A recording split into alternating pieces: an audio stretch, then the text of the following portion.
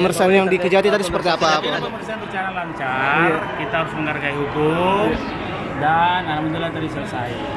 Berapa jam tadi periksa Pak Wali? Tadi saya datang jam 10, selesai jam 12. Berapa pertanyaan Pak?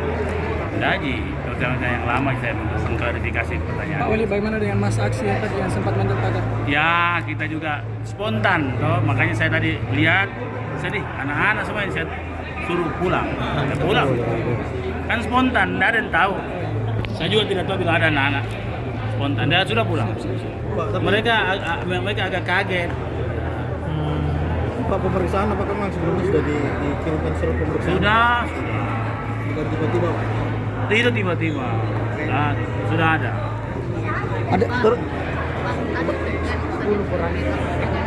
Tidak Ji, seperti yang dulu-dulu Ji. Sama yang seperti yang dulu. Sama. Cuma sekarang berkasnya karena sudah ada yang tersangka. Berkas. Apakah ada berkas yang diserahkan Kejati? Tidak. Pak, tanggapan mengenai tersangka ini Haris? Saya kira kita kan pasti prihatin. Kita yakin teman-teman punya pembelaan juga. Dan saya berharap beliau kuat, terus baik, karena bukan proses hukum terus berjalan. Kita hargai proses hukum dan kita mendoakan teman-teman kuat dan pasti punya pembelaan sendiri.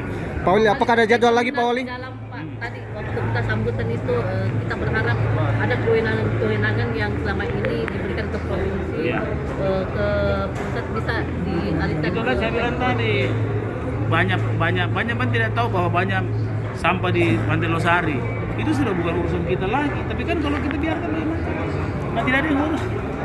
Nah bukan urusannya kita. Apa kita mau biarkan? Nah itu yang harus menjadi bahan diskusi.